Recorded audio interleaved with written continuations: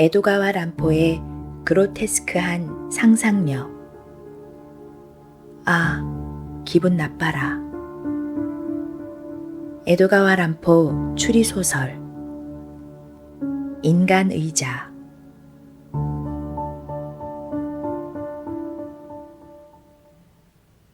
요시코는 매일 아침 관청으로 출근하는 남편을 배웅하고 나면 그것은 언제나 10시를 지난 시각인데 마침내 자신의 몸이 되어 남편과 함께 쓰는 서양관의 서재에 틀어박히는 것이 일상이었다.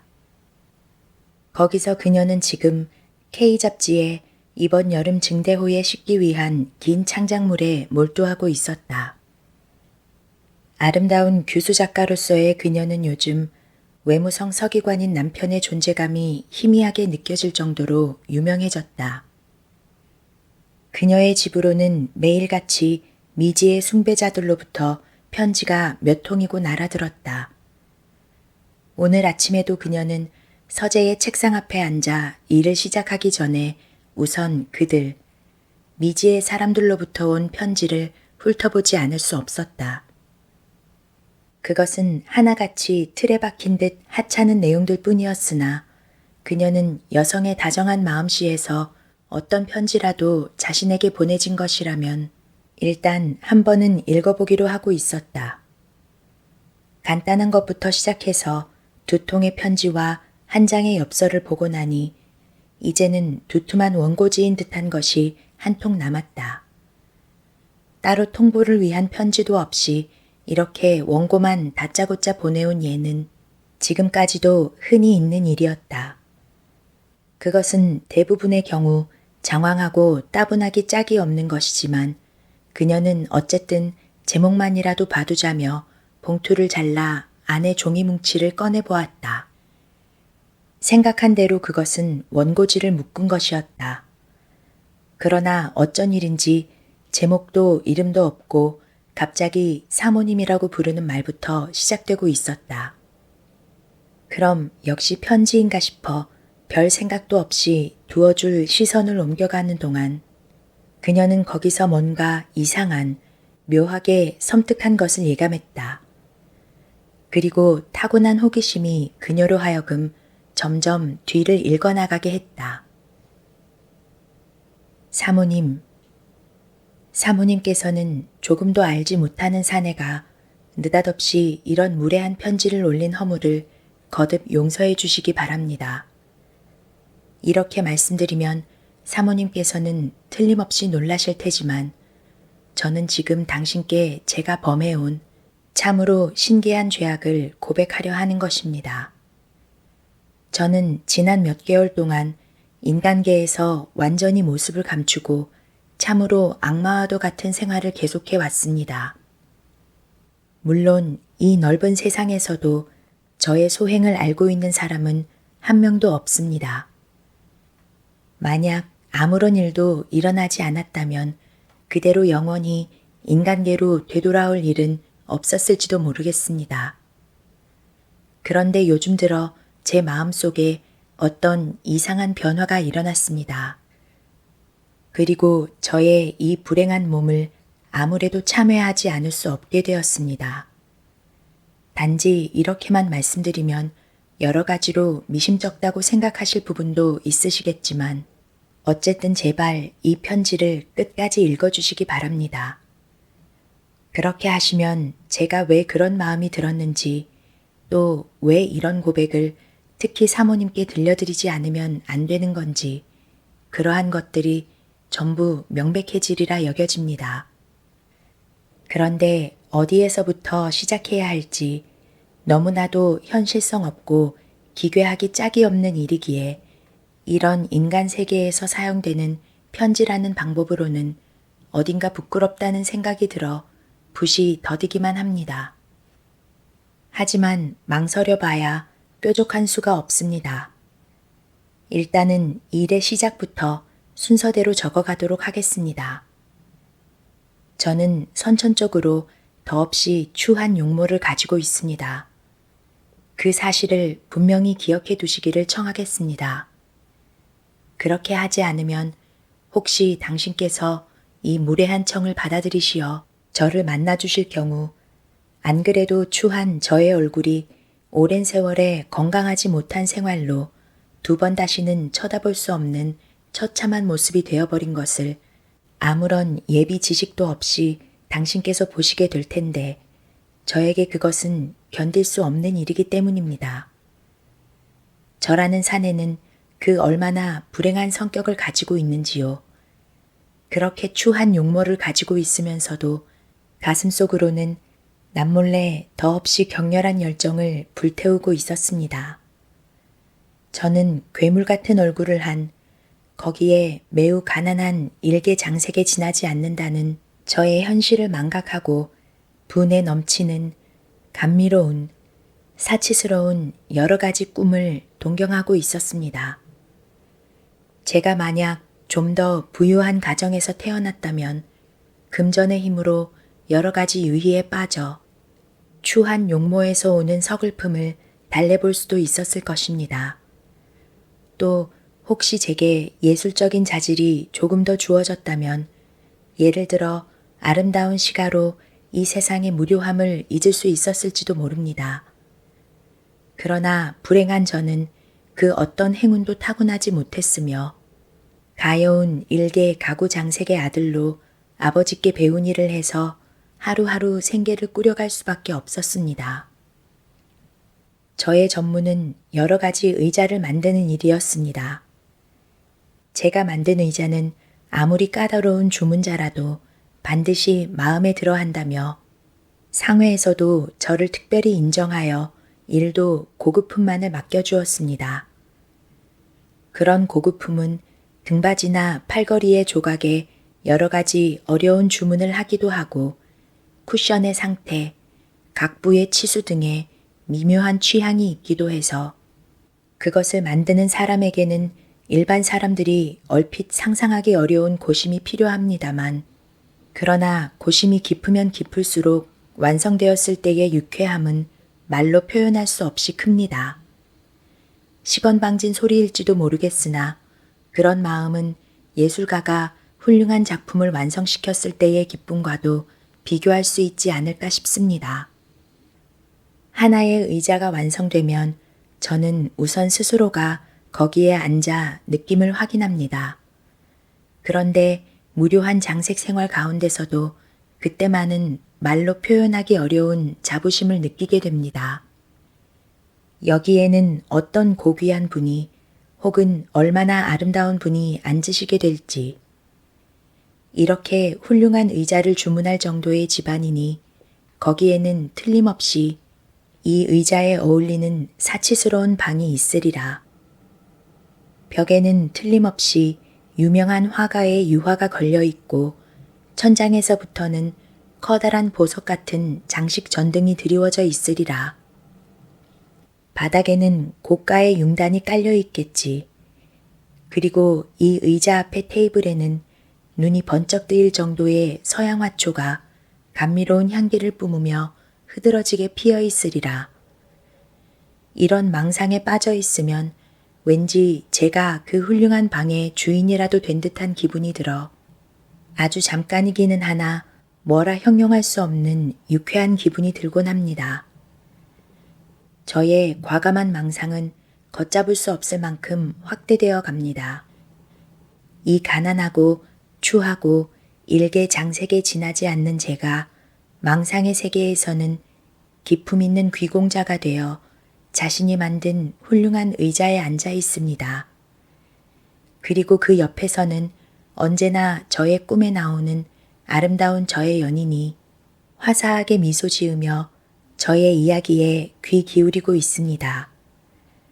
그것뿐만이 아닙니다. 저는 망상 속에서 그 사람과 손을 마주잡고 감미로운 사랑의 속삭임을 주고받기까지 합니다. 그러나 어떤 경우에도 저의 이 부풀어 오른 자줏빛 꿈은 곧 동네 아주머니의 요란하게 떠드는 소리나 히스테릭하게 울부짖는 부근의 병든 아이의 목소리에 방해를 받아 제 앞에는 다시 추한 현실이 그 잿빛 주검을 드러내고 맙니다. 현실로 돌아온 저는 거기서 꿈속의 귀공자와 닮은 구석이라고는 눈을 씻고 찾아봐도 없는 가여울 정도로 추한 제 자신의 모습을 발견합니다. 그리고 조금 전 제게 미소를 지어 주었던 그 아름다운 사람은 그런 사람이 대체 어디에 있겠습니까? 근처에서 먼지투성이가 되어 놀고 있는 지저분한 아이를 돌보는 여자조차 제게는 눈길도 주지 않습니다. 오직 하나, 제가 만든 의자만이 조금 전 꿈의 흔적처럼 거기에 덩그마니 남아있을 뿐입니다. 하지만 그 의자는 곧 어디인지도 모를 저희와는 전혀 다른 세계로 떠나버리고 맙니다. 저는 그렇게 해서 하나하나의 의자를 완성할 때마다 뭐라 표현할 수 없는 무료함에 휩싸이고 맙니다. 그 말로 형용하기 어려운 지긋지긋하고 또 지긋지긋한 마음은 날이 갈수록 점점 견딜 수 없는 것이 되어가고 있었습니다. 이런 구더기 같은 생활을 계속할 바에는 차라리 죽어버리는 편이 낫겠다. 저는 진지하게 이런 생각을 했습니다. 작업장에서 끝도 없이 끈을 써가면서 못을 박아가면서 혹은 자극성이 강한 도료를 개면서 그와 같은 생각을 집요하게 계속했습니다. 아니, 잠깐만. 죽어버릴 바에는 그 정도의 결심이 가능하다면 좀 더 다른 방법도 있지 않을까? 예를 들자면 그렇게 해서 저의 생각은 점점 무시무시한 쪽으로 나아갔습니다. 그 무렵 저는 지금까지 만들어 본 적이 없을 정도로 커다란 가죽 안락의자의 제작을 의뢰받은 상태였습니다. 그 의자는 같은 Y시에서 외국인이 운영하고 있는 한 호텔에 납품할 물건으로 원래는 그의 본국에서 가져올 예정이었으나 제가 일하고 있던 상회가 일본에도 외국 물건에 뒤지지 않는 의자를 만드는 사람이 있다고 운동을 하여 마침내 주문을 따낸 것이었습니다. 그랬기에 저도 침식을 잊고 그 제작에 몰두했습니다. 그야말로 혼을 담아서 온 신경을 집중해서 작업에 임했습니다. 그렇게 해서 완성된 의자를 보고 저는 예전에 한 번도 맛본 적이 없는 만족감을 맛보았습니다. 그것은 제가 보기에도 황홀할 정도로 훌륭한 완성도였습니다. 저는 평소와 다름없이 4개가 한 벌인 그 의자 가운데 하나를 볕이 잘 드는 마루로 가지고 나가 편안하게 앉아보았습니다. 앉은 느낌이 얼마나 좋았는지요. 너무 딱딱하지도 않고 너무 무르지도 않은 쿠션의 폭신함. 일부러 염색된 것을 피하여 본래의 회색 그대로 무두질한 가죽의 감촉. 적당한 경사를 유지하며 가만히 등을 받쳐주는 풍만한 등받이. 섬세한 곡선을 그리며 볼록하게 솟아오른 양쪽 팔걸이. 그 모든 것이 신비한 조화를 이루며 하나가 되어 안락이라는 말을 그대로 형상화하고 있는 것처럼 보였습니다. 저는 거기에 깊숙이 몸을 묻은 채 두 손으로 봉긋한 팔걸이를 애무하며 황홀한 기분에 잠겨 있었습니다. 그러자 버릇처럼 끝도 없는 망상이 오색 무지개 같은 눈부신 색채를 뿜으며 차례차례 솟아오르기 시작했습니다. 그런 것을 환상이라고 하는 것일까요? 마음에 생각한 그대로가 너무나도 선명하게 눈앞에 펼쳐졌기에 저는 혹시 미쳐버리는 것이 아닐까 무서워졌을 정도였습니다. 그렇게 앉아있자니 저의 머릿속에 문득 굉장한 생각이 떠오르기 시작했습니다. 악마의 속삭임이란 아마도 그런 것을 가리키는 말이 아닐지요. 그것은 꿈처럼 황당무계하고 더없이 섬뜩한 일이었습니다. 그러나 그 섬뜩함이 말 못할 매력이 되어 저를 자극하는 것이었습니다. 처음에는 단지 제가 온 정성을 기울여 만든 아름다운 의자를 다른 곳으로 보내고 싶지 않다. 가능하다면 이 의자와 어디까지고 함께 가고 싶다. 그런 단순한 소망이었습니다. 그것이 멍하니 망상의 날개를 펼치고 있는 동안 어느 틈엔가 그 무렵 제 머릿속에서 발효되고 있던 그 무시무시한 생각과 연결되어 버리고 만 것입니다. 그리고 저는 이 무슨 미치광이란 말입니까? 그 기괴하기 짝이 없는 망상을 실제로 행해봐야겠다는 생각이 들었습니다. 저는 급하게 서둘러 4개 가운데 가장 잘 만들어졌다고 여겨지는 안락의자를 조각조각 부수었습니다. 그리고 그것을 저의 묘한 계획을 실행하기에 적합하도록 다시 만들었습니다. 그 의자는 매우 커다란 암체어이기 때문에 앉는 부분은 거의 바닥에 닿을 듯한 부분까지 가죽을 씌웠으며 그 외에 등받이와 팔걸이 모두 아주 두껍게 만들어져서 그 안에 사람 하나가 들어가 숨어도 밖에서는 결코 알 수 없을 만큼 공통된 커다란 공간이 있었습니다. 물론 거기에는 튼튼한 나무틀과 수많은 스프링이 장치되어 있었지만 저는 그것들을 적당히 손보아 사람이 앉는 부분에 무릎을 넣고 등받이 속에 머리와 몸을 넣어 의자의 모양처럼 앉으면 그 안에 숨을 수 있을 정도의 여유를 만들었습니다. 그런 작업은 손에 익은 것이었기에 아주 그럴듯하고 편하게 만들었습니다. 예를 들어 호흡을 하거나 바깥의 소리를 듣기 위해서 가죽의 일부에 밖에서는 전혀 알아볼 수 없도록 틈새를 만들기도 하고 등받이 내부에 머리가 위치하는 곳 바로 옆에 조그만 선반을 달아 무엇인가를 저장할 수 있도록 하기도 하고 거기에 물통과 군대용 건빵을 넣어두었습니다. 어떤 용도를 위해서 커다란 고무주머니를 갖춰두기도 하고 그 외에 여러 가지로 고안을 해서 식료품만 있다면 그 안에 2, 3일 계속 들어가 있어도 결코 불편을 느끼지 않도록 설비를 갖추었습니다. 말하자면 그 의자가 한 사람의 방이 된 것입니다. 저는 셔츠 바람이 되어 바닥에 만들어 놓은 출입구 뚜껑을 열고 의자 안으로 완전히 몸을 감추었습니다. 그것은 참으로 이상한 기분이었습니다. 새까만 어둠, 숨막힘, 마치 무덤 속에 들어와 있는 것 같다는 이상한 느낌이 들었습니다. 생각해보면 무덤과 다를 바 없었습니다. 의자 안으로 들어가면 그와 동시에 마치 투명 망토라도 두른 것처럼 이 인간 세상에서 모습을 감춰버리고 마는 셈이니 얼마 지나지 않아 4개의 의자를 가지러 상회에서 커다란 짐차를 가지고 사람들이 찾아왔습니다. 제가 데리고 있는 제자가 저는 그 사내와 단둘이서 살고 있었습니다. 아무것도 모른 채 상회에서 온 사람들을 상대했습니다. 차에 실을 때 인부 가운데 한 사람이 이놈은 굉장히 무거운데 라고 외쳤기에 의자 속에 있던 저는 깜짝 놀라고 말았으나 안락의자라는 건 원래부터 아주 무거운 것이기에 특별히 의심받는 일도 없이 마침내 덜컹덜컹 짐차의 진동이 저의 몸까지 어떤 이상한 감촉을 전하기 시작했습니다.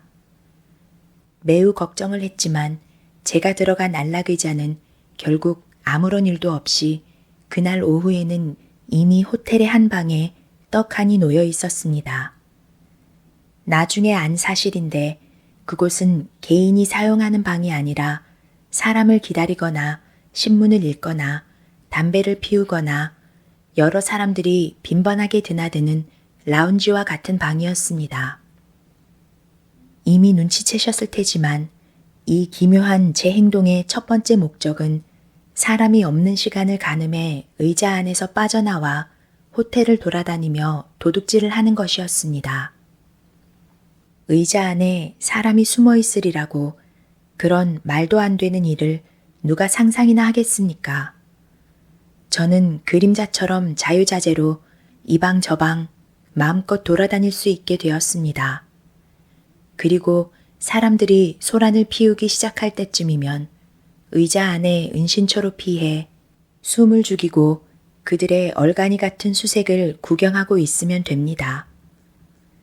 당신께서는 해안의 물가 등에 소라게라는 개가 살고 있다는 사실을 알고 계시겠지요. 커다란 거미처럼 생겼는데 사람이 없을 때는 그 부근을 제 세상을 만난 것처럼 마음껏 돌아다니지만 조금이라도 사람의 발소리가 들려오면 굉장한 속도로 달아나 소라 껍데기 속으로 숨습니다. 그리고 털투성이 기분 나쁜 아빠를 소라 껍데기 밖으로 살짝 내밀어 적의 동정을 살핍니다. 저는 바로 그 소라게였습니다. 소라 껍데기 대신 의자를 은거지로 삼아 해안이 아닌 호텔 안을 제 세상이라도 만난 양 마음껏 돌아다녔습니다. 저의 이 기발한 계획은 그것이 기발한 계획이었던 만큼 사람들의 의표를 찔러 멋지게 성공을 거두었습니다. 호텔에 도착한 지 3일째 되던 날에는 벌써 한바탕 일을 한껏 했을 정도였습니다. 도둑질을 할 때의 조마조마하고도 짜릿한 기분, 멋지게 성공을 거두었을 때의 말로 표현할 수 없는 기쁨, 그리고 사람들이 바로 제 코앞에서 이쪽으로 도망쳤다, 저쪽으로 도망쳤다 하며 난리법석을 피우는 모습을 가만히 지켜보고 있는 우스움. 그것이 그 얼마나 신비한 매력으로 저를 즐겁게 해주었는지요. 하지만 안타깝게도 저는 지금 그것을 자세히 이야기할 여유가 없습니다. 저는 거기서 그런 도둑질 따위보다 10배고 20배고 저를 더 즐겁게 해주는 기괴하기 짝이 없는 쾌락을 발견했습니다. 그리고 사실은 그 일에 대해서 고백하는 것이 이 편지의 참된 목적입니다. 이야기를 앞으로 되돌려 저의 의자가 호텔의 라운지에 놓인 순간부터 다시 시작하지 않으면 안 됩니다. 의자가 도착하자 호텔의 주인들이 한바탕 의자에 앉아보기도 하고 돌아갔는데 이후부터는 조용해져서 숨소리 하나 들려오지 않았습니다. 방에는 아무도 없는 듯 했습니다. 그러나 도착하자마자 의자에서 나오자니 무서워서 도저히 그럴 수 없었습니다. 저는 매우 오랜 시간, 단지 그렇게 느꼈던 것뿐일지도 모릅니다. 어떤 소리도 놓치지 않겠다며 온 신경을 귀에 집중해서 가만히 주위의 상황을 살폈습니다. 한동안을 그렇게 있자니 아마 복도 쪽이었을 것이라 여겨지는데 뚜벅뚜벅 묵직한 발소리가 들려왔습니다. 그것이 4-5cm쯤 떨어진 곳까지 가까워졌다가 방에 깔린 융단 때문에 거의 들리지 않을 정도의 작은 소리로 바뀌었는데 곧 남자의 거친 콧김 소리가 들리더니 앗 싶은 순간 서양인인 듯한 커다란 몸이 제 무릎 위에 털썩 올라앉았고 두어 번 몸을 들썩거렸습니다. 저의 허벅지와 그 사내의 다부지고 커다란 엉덩이가 무드질한 얇은 가죽 한 장을 사이에 두고 온기까지 느껴질 정도로 밀착되어 있었습니다. 널따란 그의 어깨는 바로 저의 가슴 부근에 기대어져 있었으며 묵직한 두 팔은 가죽을 사이에 두고 저의 손과 겹쳐져 있었습니다. 그리고 사내가 시가라도 피우는 거겠지요. 남성적이고 풍미 가득한 냄새가 가죽 사이를 통해서 스며들기 시작했습니다. 사모님, 가령 당신이 저의 위치에 있다고 생각하시고 그곳의 모습을 상상해 보시기 바랍니다. 그것은 그 얼마나 신기하기 짝이 없는 전경인지요. 저는 너무나도 커다란 두려움에 의자 속의 새카만 어둠 속에서 몸을 한껏 웅크렸으며 겨드랑이에서는 식은땀이 줄줄 흘렀고 사고력이고 뭐고 전부 잃어버려 그저 멍하니 있을 수밖에 없었습니다. 그 남자를 시작으로 그날 하루 제 무릎 위에는 수많은 사람들이 번갈아 가며 앉았습니다. 그러나 누구 하나 제가 거기에 있다는 사실을, 그들이 푹신한 쿠션이라고 믿어 의심치 않는 것이 사실은 사람의 피가 통하는 저의 허벅지라는 사실을 조금도 눈치채지 못했습니다. 새카만 어둠 속에서 꼼짝달싹도 하지 못하는 가죽 속의 천지. 그것은 얼마나 기이하고 매력적인 세계인지요. 거기서는 인간이라는 것이 평소 눈으로 보고 있는 그 인간과는 전혀 다른 신기한 생물로 느껴집니다. 그들은 목소리와 숨결과 발소리와 옷자락 소리와 그리고 동글동글하고 탄력 넘치는 몇 개의 고깃덩어리에 지나지 않습니다. 저는 그들 한 사람 한 사람을 그 용모 대신 피부의 감촉으로 식별할 수 있습니다. 어떤 사람은 뚱뚱하게 살이 쪄서 썩은 생선 같은 감촉을 줍니다. 그와는 정반대로 어떤 사람은 딱딱하게 바싹 말라서 해골과 같은 느낌이 듭니다. 그 외에도 척추가 굽은 정도, 어깨뼈가 벌어진 정도, 팔의 길이, 허벅지의 굵기, 혹은 꼬리뼈의 길이 등과 같은 모든 점을 종합해보면 아무리 비슷한 키와 몸을 가진 사람이라 할지라도 어딘가 다른 부분이 있습니다. 인간은 용모나 지문 외에 이와 같은 전체적인 감촉으로도 완전히 식별이 가능합니다. 이성에 대해서도 같은 말을 할 수 있습니다. 보통의 경우는 주로 용모의 미추에 따라서 그것을 비판하는 법입니다만 이 의자 속의 세계에서 그러한 것은 전혀 문제가 되지 않습니다. 거기에는 알몸의 육체와 목소리와 냄새만이 있을 뿐입니다. 사모님, 너무나도 노골적인 저의 기술에 모쪼록 마음 상하는 일이 없기를 바랍니다. 저는 거기서 한 여성의 육체에, 그녀는 저의 의자에 앉은 첫 번째 여성입니다. 뜨거운 애착을 느끼게 되었습니다. 목소리로 상상해 보건대 그녀는 매우 젊은 이국의 아가씨입니다. 그때 방 안에는 마침 아무도 없었는데 그녀는 뭔가 즐거운 일이라도 있었는지 작은 목소리로 신비한 노래를 부르며 춤을 추는 듯한 발걸음으로 그곳에 들어왔습니다. 그리고 제가 숨어 있는 안락의자 앞까지 왔는가 싶더니 갑자기 풍만한, 그러면서도 매우 부드러운 육체를 제 위로 던졌습니다. 게다가 그녀는 뭐가 그리 우스운지 갑자기 하하 웃기 시작했고 팔다리를 흔들며 그물 속의 물고기처럼 팔딱팔딱 튀어올랐습니다. 그로부터 거의 30분쯤이나 그녀는 제 무릎 위에서 때때로 노래를 부르며 그 노래에 장단을 맞추기라도 하듯 꿈틀꿈틀 묵직한 몸을 움직였습니다. 제게 있어서 그것은 전혀 예상하지 못했던 그야말로 경천동지할 만한 커다란 사건이었습니다. 여자는 신성한 것, 아니 오히려 두려운 존재로 얼굴을 보는 것조차 망설이던 저였습니다. 그런 제가 지금 낯선 이국의 아가씨와 같은 방에, 같은 의자에, 아니 그 정도가 아닙니다. 무두질한 얇은 가죽 한 장을 사이에 두고 피부에 온기가 느껴질 정도로 밀착되어 있는 것입니다. 그럼에도 불구하고 그녀는 아무런 불안도 없이 전신의 무게를 제게 맡긴 채 보는 사람이 없다는 데서 오는 편안함으로 마음껏 분방한 자세를 취하고 있었습니다. 저는 의자 안에서 그녀를 끌어안는 듯한 흉내를 낼 수도 있었습니다. 가죽 너머에서 그 풍만한 목덜미에 입맞춤을 할 수도 있었습니다. 그 외에 무슨 짓을 하든 자유자재였습니다. 이 놀라운 발견을 한 뒤부터 저의 첫 번째 목적이었던 도둑질 따위는 관심 밖으로 밀려났으며 오로지 그 신비한 감촉의 세계에 빠져버리게 되었습니다.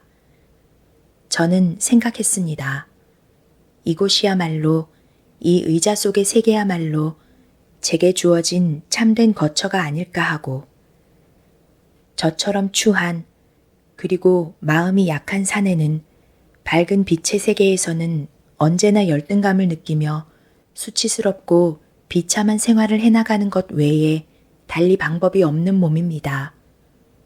그런데 일단 사는 세계를 바꾸어 이렇게 의자 속에서 갑갑함을 참기만 하면 밝은 세계에서는 말을 거는 것은 물론 곁에 다가가는 것조차 용납되지 않았던 아름다운 사람에게 접근하여 그 목소리를 듣고 피부에 닿을 수도 있는 것입니다. 의자 속에서의 사랑. 그것이 얼마나 신비한 도취적 매력을 가지고 있는지 실제로 의자 속에 들어가 본 사람이 아니고서는 이해할 수 없을 것입니다. 그것은 오로지 촉각과 청각과 그리고 희미한 후각만의 사랑입니다. 어둠 속 세계의 사랑입니다.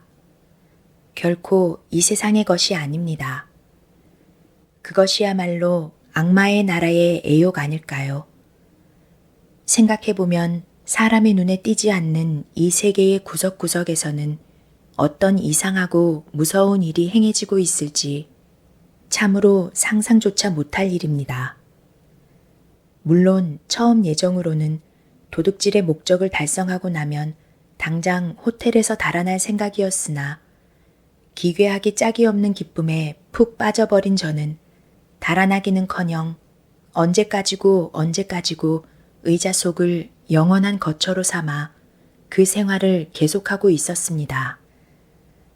밤마다 하는 외출에는 주위에 주의를 기울여 소리를 조금도 내지 않았으며 또 사람들의 눈에 띄지 않도록 했기에 당연히 위험은 없었습니다만 그래도 몇 개월이라는 긴 세월을 그렇게 조금도 들키지 않고 의자 속에서 생활했다는 것은 제가 생각하기에도 실로 놀라운 일이었습니다. 거의 하루 종일을 의자 속의 비좁은 장소에서 팔을 구부린 채 무릎을 접고 있었기에 몸 전체가 굳어버린 것처럼 되어 결국에는 음식점이나 화장실을 오갈 때 앉은뱅이처럼 기어서 다닐 정도였습니다. 저는 얼마나 미치광이 같은 사람이었는지요. 그 정도의 고통을 인내하면서까지 신비한 감촉의 세계를 버릴 마음은 들지 않았습니다. 개중에는 1개월이고 2개월이고 그곳을 주거지처럼 삼아 계속 묵는 사람도 있었습니다만 호텔이라는 특성상 끊임없이 손님이 바뀌었습니다. 따라서 저의 기묘한 사랑도 시간과 함께 상대가 바뀌는 것은 어쩔 수 없는 일이었습니다. 그리고 그 신비한 여러 연인들에 대한 기억은 보통의 경우처럼 용모에 의한 것이 아니라 주로 몸의 상태에 따라서 제 마음에 새겨져 있습니다. 어떤 사람은 망아지처럼 다부지고 늘씬하고 탄탄한 몸을 가지고 있으며 어떤 사람은 뱀처럼 요염하고 꿈틀꿈틀 자유자재로 움직이는 육체를 가지고 있고 어떤 사람은 고무공처럼 살이 쪄서 지방과 탄력이 넘쳐나는 몸을 가지고 있고 또 어떤 사람은 그리스의 조각상처럼 단단하고 힘에 넘치며 골고루 잘 발달된 육체를 가지고 있었습니다. 그 외에도 모든 여자의 육체에는 한 사람 한 사람 각자의 특징이 있고 매력이 있었습니다. 그렇게 여자에서 여자로 옮겨가는 동안 저는 그것과는 또 다른 신기한 경험도 맛보았습니다. 그 가운데 하나는 어느 날 유럽에 속한 한 강국의 대사가 일본인 보이의 말을 듣고 알게 된 사실입니다. 그 커다란 몸을 제 무릎 위에 얹은 일입니다. 그는 정치가로서보다 세계적인 시인으로 한층 더 잘 알려진 인물인데 그런 만큼 저는 그 위인의 피부를 알게 되었다는 사실이 가슴 두근거릴 정도로 자랑스럽게 여겨졌습니다. 그는 제 위에서 두어 명의 같은 나라 사람들을 상대로 10분쯤 이야기를 나눈 뒤 그대로 떠나갔습니다. 물론 무슨 이야기를 나눈 것인지 저로서는 전혀 알 길이 없었지만 제스처를 할 때마다 꿈틀꿈틀 움직이는 다른 사람들보다는 조금 따뜻한 듯 여겨지는 육체에 간지리는 듯한 감촉이 제게 말로 표현할 수 없는 어떤 자극을 주었습니다. 그때 저는 문득 이런 상상을 했습니다. 만약 이 가죽 뒤에서 날카로운 나이프로 그의 심장을 가늠하여 푹 찌른다면 어떤 결과를 가져오게 될까? 물론 그것은 그에게 다시는 일어설 수 없는 치명상을 입힐 것임에 틀림없습니다. 그의 본국은 물론 일본의 정치계에도 그 일 때문에 얼마나 커다란 파문이 일지, 신문은 얼마나 격정적인 기사를 실을지, 그 일은 일본과 그의 본국 사이의 외교 관계에도 커다란 영향을 줄 것이며 또 예술적 입장에서 봐도 그의 죽음은 세계의 커다란 손실임에 틀림없으리라. 그런 커다란 사건이 저의 손 하나에 의해 간단히 실현될 수 있는 것입니다. 그런 생각이 들자 저는 신기한 자부심을 느끼지 않을 수 없었습니다. 또 하나는 어떤 나라의 유명한 댄서가 일본에 왔을 때 우연히도 그녀는 그 호텔에서 숙박했는데 딱 한 번이기는 하나 저의 의자에 앉은 적이 있었습니다. 그때도 저는 대사가 앉았을 때와 비슷한 감명을 받았으며 게다가 그녀는 제게 지금까지 한 번도 경험한 적이 없는 이상적인 육체미의 감촉을 전해주었습니다. 저는 그 완벽한 아름다움에 음란한 생각 따위는 할 겨를도 없었으며 단지 예술품을 대할 때와 같은 경건한 마음으로 그녀를 찬미했습니다. 그 외에도 저는 여러 가지 진귀한, 신기한 혹은 기분 나쁜 수많은 경험을 했습니다만 그것을 여기에 상세히 기술하는 것은 이 편지의 목적이 아니며 또 상당히 길어지기도 할 테니 서둘러 중요한 부분으로 이야기를 진척시켜 나가겠습니다.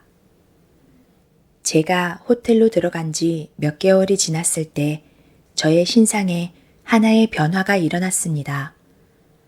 어떤 변화인가 하면 호텔의 경영자가 어떤 이유로 귀국하게 되었기에 그 호텔을 통째로 한 일본인 회사에 양도한 것입니다. 그러자 일본인 회사는 종전의 호화로운 영업 방침을 바꾸어 좀 더 일반적인 여관으로 꾸며 유리한 경영을 꾀하기로 했습니다. 그로 인해 필요 없어진 물건들은 한 커다란 가구상에 위탁하여 경매에 붙여지게 되었는데 그 경매 목록에 저의 의자도 들어가 있었습니다. 그 사실을 알고 저는 한때 실망했습니다. 그리고 그 일을 계기로 다시 한번 일반 세상으로 돌아가 새로운 생활을 시작할까도 생각했을 정도였습니다. 그때는 훔쳐 모은 돈이 상당한 액수에 이르렀기에 설령 세상에 나간다 할지라도 예전처럼 비참한 생활을 할 염려는 없었습니다.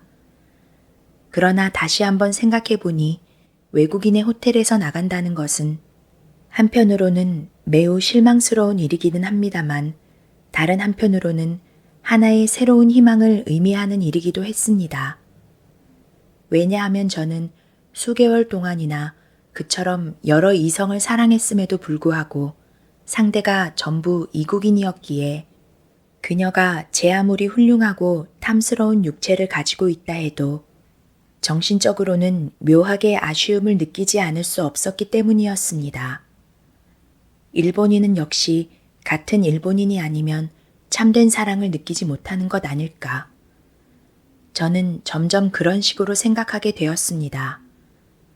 마침 그러한 때에 저의 의자가 경매에 넘겨졌습니다. 이번에는 어쩌면 일본인이 사들일지도 모른다. 그리고 일본인 가정에 놓이게 될지도 모른다. 그것이 저의 새로운 희망이었습니다. 저는 어쨌든 조금 더 의자 속의 생활을 이어나가기로 했습니다. 가구점의 가게 앞에서 2, 3일 동안 커다란 괴로움을 맛보았으나 그래도 경매가 시작되자 다행스럽게도 저의 의자는 바로 매수자가 나타났습니다. 낡기는 했지만 사람들의 시선을 끌기에 충분할 만큼 훌륭한 의자였기 때문이었겠지요. 매수자는 Y시에서 그리 멀지 않은 대도회지에 살고 있는 한 관리였습니다. 가구점에서 그 사람의 집까지 몇십 리나 되는 길을 진동이 매우 심한 트럭에 실려 옮겨질 때 저는 의자 속에서 죽을 정도의 괴로움을 맛보았으나 그래도 매수자가 제 희망대로 일본인이라는 사실에서 오는 기쁨에 비하자면 그런 괴로움은 아무것도 아니었습니다.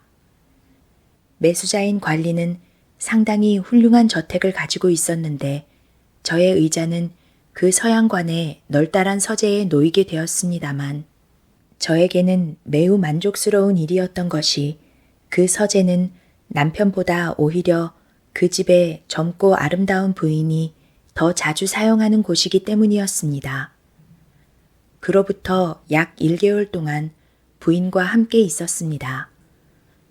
부인이 식사와 취침을 하는 시간을 제외하면 부인의 탄력적인 몸은 늘 제 위에 있었습니다. 그도 그럴 것이 부인은 그 기간 동안에 서재에 들어앉아 어떤 저작에 몰두하고 계셨기 때문입니다. 제가 그녀를 얼마나 사랑했는지 그것은 여기에 줄줄이 늘어놓을 필요도 없을 것입니다. 그녀는 제가 처음으로 접한 일본인이자 또 충분히 아름다운 육체를 가진 사람이었습니다. 저는 그때 처음으로 참된 사랑을 느꼈습니다. 그에 비하자면 호텔에서의 수많은 경험 따위는 결코 사랑이라 부를 수 있을 만한 것이 아니었습니다. 지금까지는 단 한 번도 그런 느낌을 받은 적이 없었는데 그 부인에 대해서만은 그저 비밀스러운 애무를 즐기는 것만으로는 만족하지 못하고 어떻게 해서든 저의 존재를 알리기 위해 여러 가지 고심을 했다는 점만으로도 그 사실을 분명히 알 수 있습니다. 저는 가능하다면 부인 쪽에서도 의자 속의 저를 의식해 주기를 바랐던 것입니다. 그리고 염치 없는 얘기입니다만 저를 사랑해 주었으면 좋겠다고 생각했습니다. 그 신호를 어떻게 보낼까? 거기에 사람이 숨어 있다는 사실을 사실 그대로 전하면 그녀는 틀림없이 깜짝 놀라서 남편이나 하인들에게 그 사실을 알릴 것이 뻔했습니다. 그렇게 되면 모든 일을 그르치게 될 뿐만 아니라 저는 끔찍한 죄명을 쓰고 법률상의 형벌까지도 받게 될 것입니다. 따라서 저는 하다못해 부인에게 저의 의자를 더없이 편안하게 느끼도록 하여 그것에 애착하게 만들기 위해 노력했습니다. 예술가인 그녀는 틀림없이 평범한 사람 이상으로 미묘한 감각을 가지고 있을 것이다. 만약 그녀가 저의 의자에서 생명을 느껴준다면 단지 물질로서가 아니라 하나의 생명체로서 애착을 느껴준다면 그것만으로도 저는 충분히 만족할 수 있을 듯 했습니다. 저는 그녀가 제 위에 몸을 던질 때면 가능한 한 푹신하고 부드럽게 받아들일 수 있도록 신경 썼습니다. 그녀가 제 위에서 피곤을 느낄 때는 눈치채지 못할 정도로 살살 무릎을 움직여서 그녀 몸의 위치가 바뀌도록 했습니다. 그리고 그녀가 꾸벅꾸벅 졸기라도 시작한 경우에는 아주 조금씩 무릎을 흔들어 요람 같은 역할을 수행했습니다. 그렇게 마음을 쓴 덕분인지 아니면 단지 제 마음의 혼란 때문인지 요즘에는 부인이 왠지 저의 의자를 사랑하고 있는 것처럼 여겨지기 시작했습니다. 그녀는 마치 아기가 어머니의 품에 안길 때처럼 혹은 처녀가 연인의 포옹에 응할 때처럼 달콤하고 다정한 모습으로 저의 의자에 몸을 묻었습니다.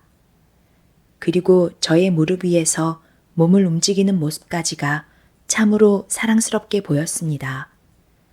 그렇게 해서 저의 정열은 하루하루 뜨겁게 불타올랐습니다. 그리고 마침내는 사모님, 마침내 저는 제 주제도 모르고 터무니없는 소망을 품게 되었습니다. 단 한 번만이라도 제 연인의 얼굴을 보며 이야기를 나눌 수만 있다면 그대로 죽어버려도 상관없다고까지 저는 생각하게 되었습니다. 사모님, 당신은 물론 벌써부터 깨달으셨겠지요. 저의 그 연인은 너무나도 커다란 신뢰를 용서해 주시기 바랍니다. 사실은 바로 당신입니다. 당신의 남편이 그 Y시의 가구점에서 저의 의자를 사들인 이후부터 저는 당신께 이루지 못할 사랑을 바친 가엾은 사내입니다. 사모님, 평생의 소원입니다. 딱 한 번만 저를 만나 주실 수 없으시겠습니까? 그리고 딱 한마디라도 이 가엾고 추한 사내에게 위로의 말씀을 해주실 수 없겠습니까? 저는 결코 그 이상은 바라지 않겠습니다. 그런 것을 바라기에는 너무나도 추하고 더러워진 저입니다. 부디 세상에서 더없이 불행한 사내의 간절한 소망을 들어주시기 바랍니다. 저는 어젯밤에 이 편지를 쓰기 위해 댁에서 빠져나왔습니다.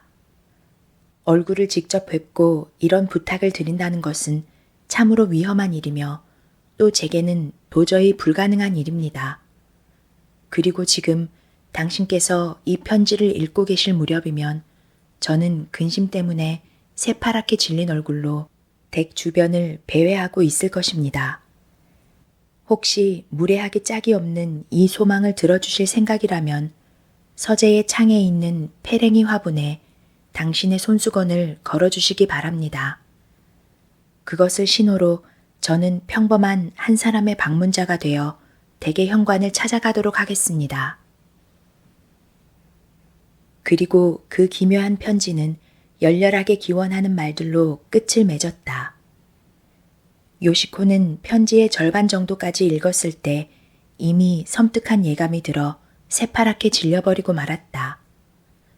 그리고 무의식적으로 자리에서 일어나 기분 나쁜 안락의자가 놓여있는 서재에서 빠져나와 일본식으로 지어진 건물의 거실로 와 있었다. 편지의 나머지 부분은 차라리 읽지 말고 찢어버릴까도 싶었으나 두려움을 억누르며 거실의 작은 책상 위에서 어쨌든 간신히 읽어나갔다. 그녀의 예감은 역시 적중했다. 그건 또 얼마나 무시무시한 사실이란 말인가. 그녀가 매일 앉아있던 그 안락의자에 낯선 남자가 하나 들어있었던 것이다. 기분 나빠라. 그녀는 등에 찬물을 끼얹은 것 같은 오한을 느꼈다. 그리고 언제까지고 이상한 떨림이 멈추지 않았다. 그녀는 너무나도 놀라운 사실에 머리가 멍해져서 이 일을 어떻게 처리해야 좋을지 전혀 짐작할 수 없었다. 의자를 살펴봐야 하나? 어떻게 그런 섬뜩한 일을 할 수 있겠어? 설령 거기에 더 이상 사람은 없다 할지라도 음식물이나 그 외에 그에게 부속되었던 더러운 것들은 아직 남아있을 것이 틀림없었다. 사모님, 편지가 하나 왔습니다. 깜짝 놀라 돌아보니 하녀가 지금 막 도착한 편지를 가지고 들어왔다. 요시코는 무의식적으로 그것을 받아 뜯어보려 하다 문득 봉투에 적힌 글씨를 보고 자신도 모르게 편지를 떨어뜨렸을 정도로 커다란 놀라움에 사로잡혔다. 거기에는 조금 전에 기분 나쁜 편지와 조금도 다르지 않은 필적으로 그녀의 이름이 적혀 있었다. 그녀는 오랜 시간 그것을 뜯어야 할지 말아야 할지 망설였다. 그러나 마지막에는 결국 그것을 뜯어 두려운 마음으로 내용을 읽어나갔다. 편지는 매우 짧은 것이었으나 거기에는 그녀를 다시 한번 깜짝 놀라게 한 기묘한 글이 적혀 있었다. 갑자기 편지를 올린 무례를 거듭 용서해 주시기 바랍니다. 저는 평소 선생님의 작품을 애독하고 있는 자입니다. 따로 보내드린 것은 저의 볼품없는 창작물입니다. 한번 읽어보신 후 비평을 해주신다면 그보다 더 행복한 일도 없을 것입니다. 어떤 이유가 있어서 원고는 이 편지를 쓰기 전에 투함했으니 이미 읽으셨으리라 생각합니다. 어떻게 읽으셨는지요? 만약 저의 졸작이 얼마간이라도 선생님께 감명을 주었다면 그보다 더 기쁜 일도 없을 것입니다. 원고에는 일부러 적지 않았습니다만 제목은 인간의자라고 붙일 생각입니다. 그럼 신뢰를 무릅쓰고 청을 드리겠습니다.